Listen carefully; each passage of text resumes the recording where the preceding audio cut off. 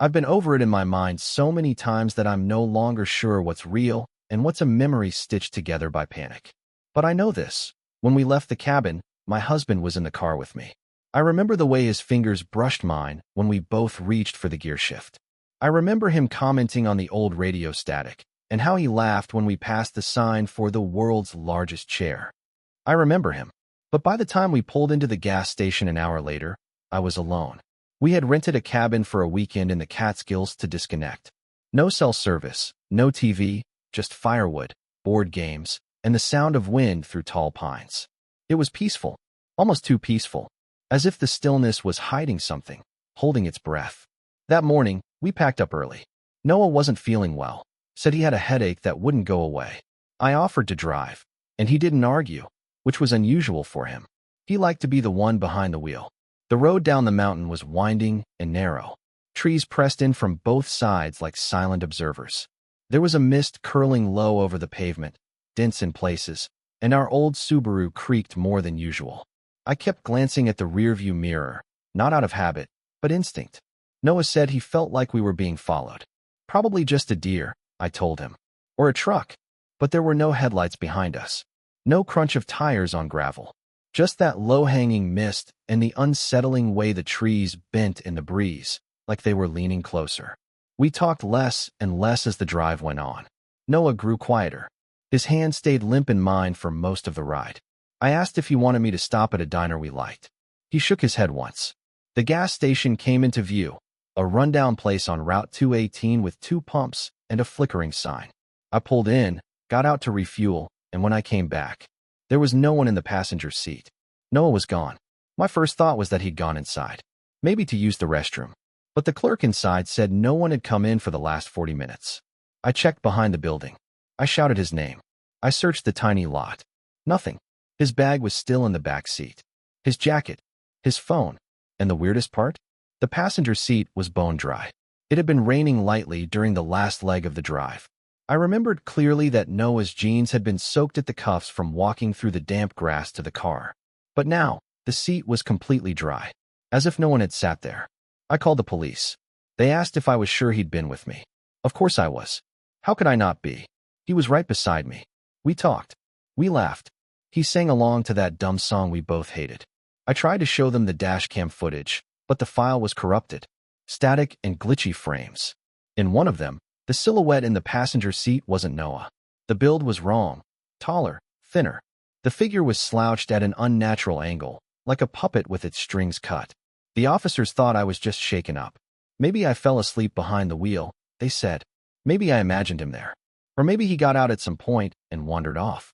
They searched the woods nearby, but found no footprints, no broken branches, no trace. I drove home that night alone, even though I could still feel the warmth of his presence in the seat beside me, like the echo of something that had just been there, just left. But the part that keeps me awake at night is this. Later, when I checked the car's internal system logs, something Noah liked to tinker with for fun, I saw that the passenger airbag had never been activated. The car never registered a second person. When I got home, everything still smelled like him. His boots were by the door, his jacket still hanging on the hook where he left it 3 days ago. The dishes we hadn't gotten around to washing sat in the sink, crusted with dried pasta sauce. His toothbrush was damp, like he'd used it that morning. I walked through the house, expecting to find him in the shower or stretched out on the couch, making some joke about how I'd imagined the whole ride. But every room was empty. I slept in our bed that night. Alone. I left the lamp on, and I kept waking up to check the front door, to peek out the window in case headlights appeared on our quiet street. Nothing. Noah had vanished somewhere between the woods and the gas station. And no one, not the police, not his parents, not me, could explain how. The next day, I drove back up toward the cabin. It was irrational. I knew that. But something about the trip felt incomplete, like I had taken the wrong path in a maze and needed to start over. I arrived just before dusk. The place was exactly as we'd left it. The firewood stacked neatly on the porch, the curtains drawn shut. But when I stepped onto the deck, I noticed something strange. There were footprints in the mud. Bare footprints. They circled the cabin. Not away from it. Not toward it. Just in circles, as if someone had been pacing outside all night. The prints were spaced weirdly too, the stride too long and uneven, like someone had been dragging one leg behind them. I followed them. They led around the cabin 3 full times, then abruptly stopped behind a tree. No more prints. No disturbed leaves. Just an empty spot beneath the pine branches, as if someone had stood there very still and then vanished. Inside, nothing had been touched. Our leftovers still sat in the fridge. The blankets were rumpled on the couch where we'd watched movies. There were 2 mugs on the counter, mine and Noah's. Except, only one had a lipstick stain. Only one had been used. And only one pillow on the bed was indented. That night, I stayed at a motel near the edge of town. I couldn't bring myself to sleep in that place again. I kept thinking about the corrupted dashcam footage, the figure in the passenger seat. The motel clerk was an older woman with cloudy eyes and a smile that didn't quite reach her cheeks. When I checked in, she asked, "Is it just you?" I hesitated. "Yes." She tilted her head slowly. "You sure?" I tried to laugh it off. "Yeah, I think I'd know." She didn't respond, just handed me a key card and watched me go like she was expecting something else. That night, I dreamed of the woods, of something tall moving between the trees, of the sound of wet feet slapping against the cabin's deck. When I woke up at 3:12 a.m., the door to my motel room was open. Just a crack. I got up, heart pounding, and checked the hallway. Empty. But as I stepped into the corridor, I saw a trail of muddy footprints leading away from my door.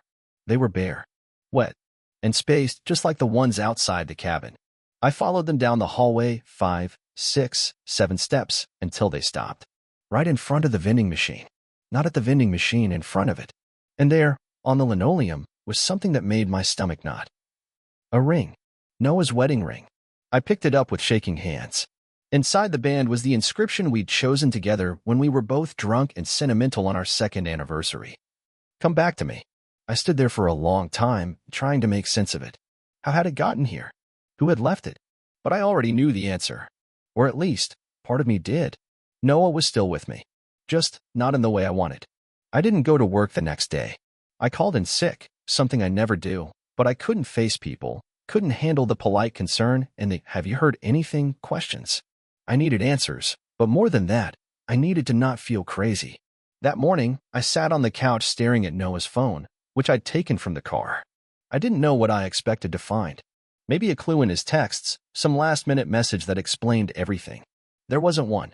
The last thing he'd written was a note to his friend Dave about helping him move in a few weeks. Completely normal. Boring, even. No hint of what was to come. I scrolled through our messages. He'd sent me a picture of the cabin fireplace 2 nights ago with the caption, "Looks like something from a horror movie." I stared at it for a long time. Then I did something I shouldn't have. I wrote back. "Where are you?"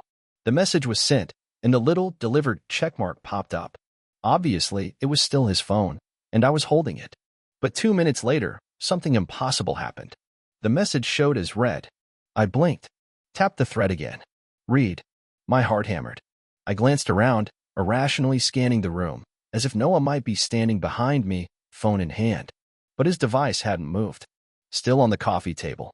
Still locked. Battery at 56%. I waited. Another 3 minutes passed. Then, the typing dots appeared. I stared at them, frozen. The reply came through. "I'm here." That was it. Noah's phone hadn't unlocked. I checked the lock screen. It still showed my face in the reflection. There had been no touch, no password entered. But the message came from his account. I wrote back. "Where is here?" No response. I tried again. "Who is this?" And then, after a full minute, "You saw me." That was the moment I felt something shift. A cold pressure behind my eyes. A memory I hadn't processed yet clicked into place. The silhouette in the dash cam footage. Slouched. Watching. I zoomed in on the still image again. I hadn't noticed it before, but in one of the glitchy frames, the reflection in the side mirror showed the back seat. And in the center of it, a shape. A shape that was too tall to fit properly. Head bent sideways against the ceiling. No face. Just presence. I threw up in the kitchen sink. After that, the messages kept coming, but only late at night, always between 2 and 3 a.m. The replies weren't full conversations. Just fragments. Short things. "You left me. I'm not cold anymore. Let me in." Once, I tried video calling the number. To my horror, it answered. The screen was black at first. Then, faint movement, something shifting in the dark, like cloth brushing against skin. And then I saw them. Eyes. Not human eyes. Reflective. Fixed. Watching the camera from far too close. I hung up. I wanted to destroy the phone. Toss it into the lake. Burn it. Bury it in salt. And forget. But a part of me couldn't let go. What if it really was him? What if Noah was reaching out from somewhere else, and I was the only person who could hear him? I didn't sleep that night. Around 4 a.m., I got up to go to the bathroom. The hallway was dark, but as I passed the living room, I saw the light from the phone screen glowing faintly. It was sitting upright. On the coffee table. The front camera was on. Recording. The screen showed me. Just the edge of my figure disappearing down the hallway, caught in grainy, off-angle footage. But I hadn't set it to record. And I hadn't touched the phone since I tried calling. I reached for it, and the screen glitched. Just for a second, the camera flipped, and for the briefest moment, I saw the couch cushions sinking down, like someone had just stood up. I didn't sleep the rest of that night. The next morning, I noticed something new. Mud. On the passenger side floor mat.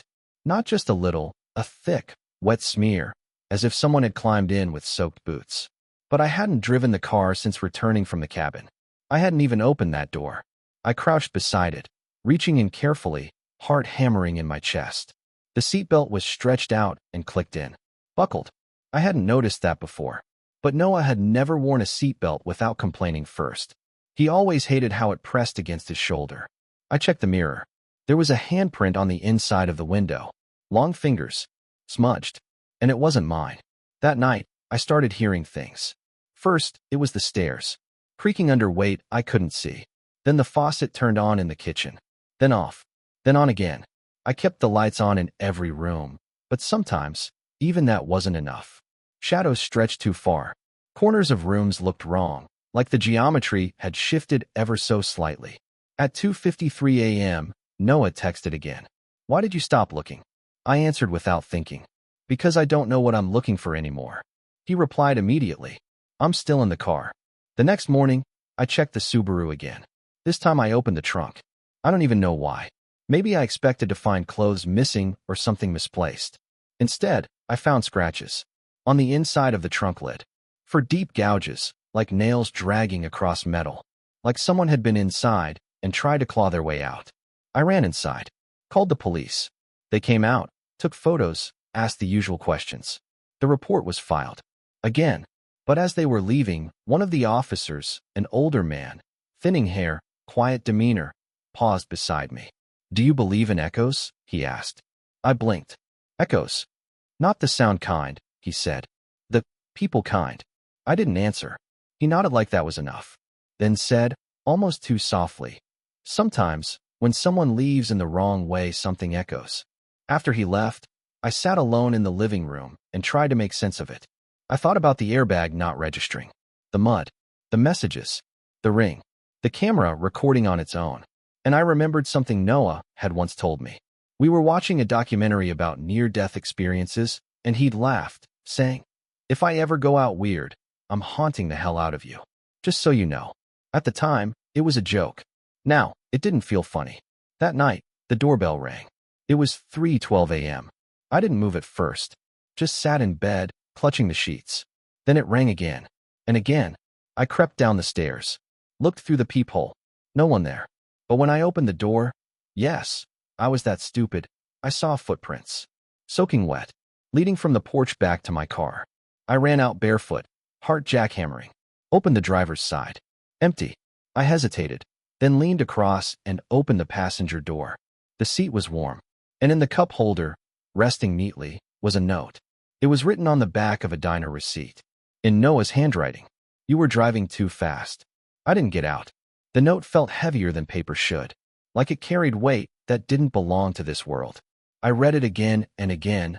Noah's scrawl burned into my mind. "You were driving too fast." I didn't get out. But that wasn't true. I wasn't speeding. The roads were damp, narrow. I'd been cautious. I remembered every curve, every mile. Every glance toward the seat beside me where Noah had sat. Hadn't he? That day, I went through our cabin photos, desperate for something. Proof that Noah had been there. That we'd taken this trip together. The images were off. In some, his face was blurred. In others, his posture looked unnatural, like he'd been edited in by someone who didn't know how a person stood. In one picture, he was looking straight at the camera, even though I'd taken the photo from behind him. And in every single shot, his eyes reflected light too brightly. Like animal eyes. Like glass. I went back to the cabin one last time. I don't even know why. Some compulsion. Some last thread of hope that I could rewind this. Fix it. Find the real version of events buried somewhere beneath the fear. It was colder this time. The woods didn't feel like woods anymore. They felt like walls. Too close. Too silent. Inside the cabin, everything was exactly as before. Except now, there were signs I hadn't noticed. Scratches on the inside of the bedroom closet. Smears on the window glass that looked like handprints from the outside, but on the second floor. And on the kitchen table, beside the coffee mug with the lipstick stain, was a second mug. Still warm. Steam curled up from inside it, carrying a familiar scent, hazelnut creamer and overbrewed gas station coffee. I didn't pour that. I turned to leave and then heard it. From the car. The passenger door opened. Slowly. Then shut. I froze. When I stepped outside, the Subaru's engine was running. I hadn't started it. The headlights were on, casting pale cones of light into the trees. And in that light, I saw a figure walking slowly around the back of the cabin. Not running. Not stumbling. Just walking. Like it had all the time in the world. I should have run. But I didn't. I walked to the car, opened the driver's door, and got in. The seat beside me was empty, but the air was warm, charged, like someone had just exhaled. The stereo turned on by itself. A song we used to sing along to, some old indie track Noah loved, began to play. I sat frozen, listening. Then a voice joined in, quiet at first, but unmistakable. Noah's voice. Singing beside me. The rearview mirror showed nothing, but I felt it. Him. A pressure in the air. A presence. I whispered, "Are you still here?" The radio crackled. And then, through the static. "You never looked back." That's when it hit me. That turn, back on the mountain road. There was a curve where I glanced in the mirror and saw nothing behind us. But I didn't check the seat. I didn't glance at Noah. I just kept driving. What if he'd never made it into the car at all? What if what rode with me wasn't him? Now, every time I drive somewhere alone, the car shifts. The mirrors tilt. The vents breathe. Sometimes, I find mud on the mats. Sometimes, the stereo sings by itself. Sometimes, I catch a glimpse of movement in the window glass beside me, just a flicker. A shape that doesn't move when I do.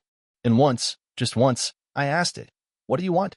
The answer came from the radio again, the voice barely more than a whisper. I never got out.